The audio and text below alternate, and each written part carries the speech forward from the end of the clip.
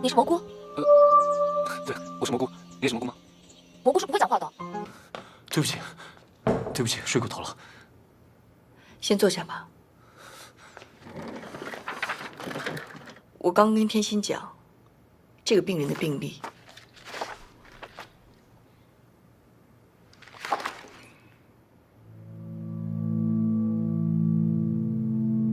是病人。我想了一整晚，决定让他做天心的第一个病人。因为他没有威胁性。可以这么说，但是主要因为他对生命的看法和我们不一样。对生命的看法。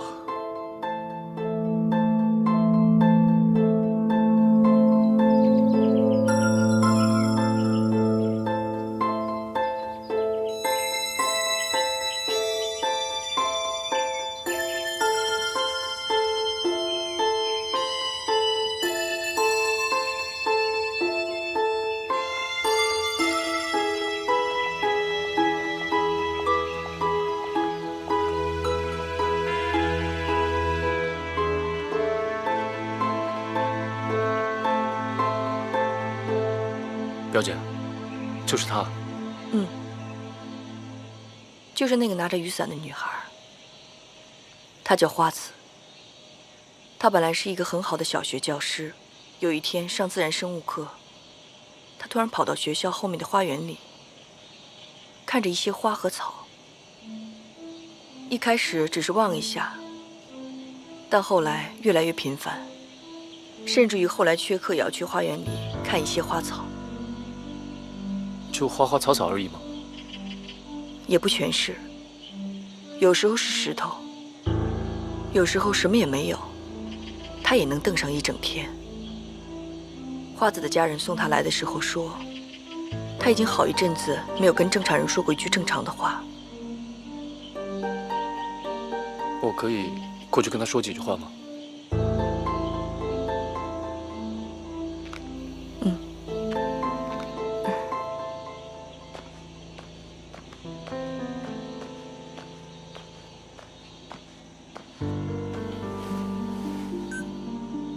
花子你好，我是。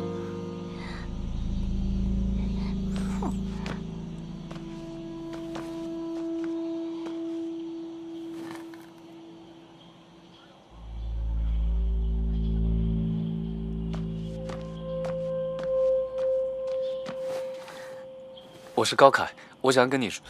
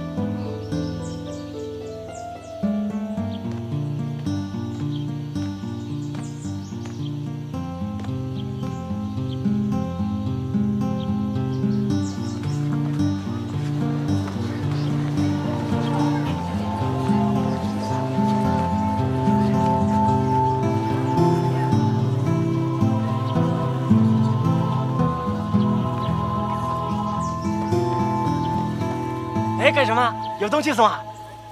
白痴！喂，阿强，有东西送啊！快点来啊！是不是有东西送啊？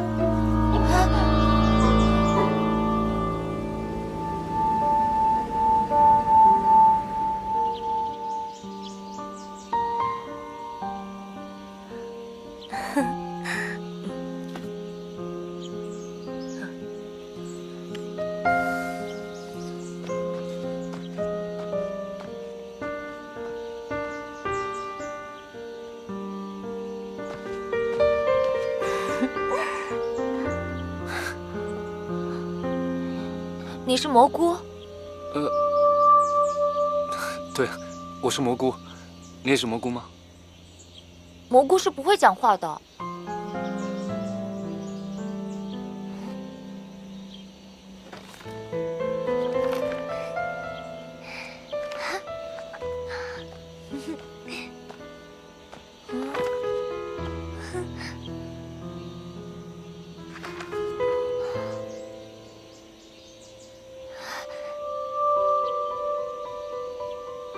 你也看得到他们吗？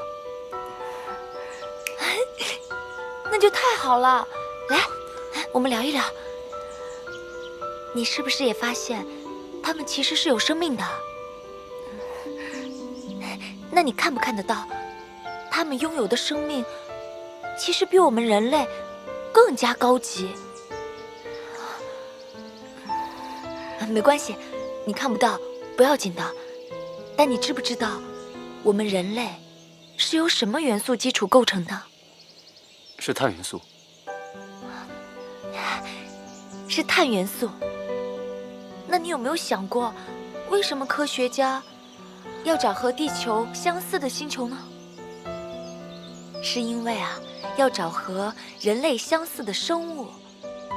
但是这些科学家实在是太蠢了，他们认为生命的形式只有一种。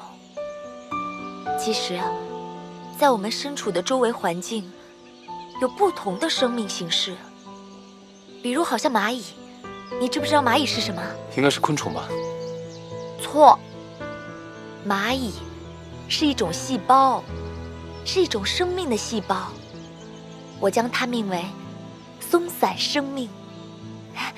以后就是大脑，除了指挥身体其他部位之外，还要兼顾生殖的工作。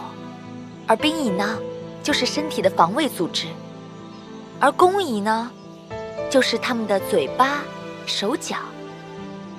而且还要培养新细胞，为身体输送养分等等。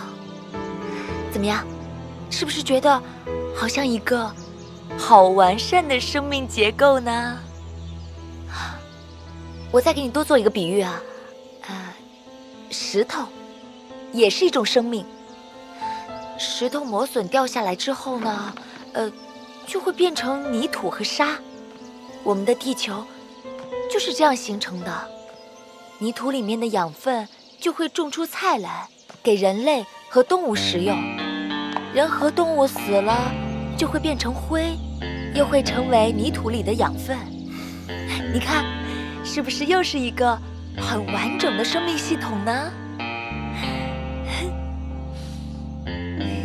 我跟甜心都不是心理专家，更不是精神病专家，从来都没想过，竟然可以从一个被外界认为是精神病人的口中，听到这样有见地的话。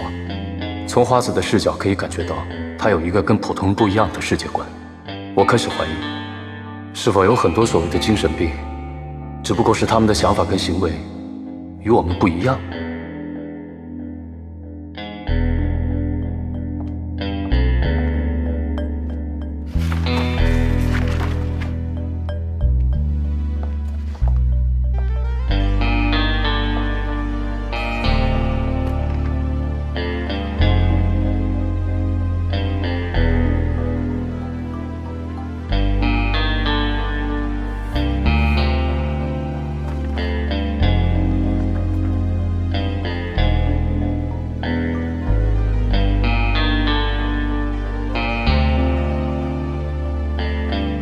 又或者是，他们真的能看到我们普通人看不到的东西。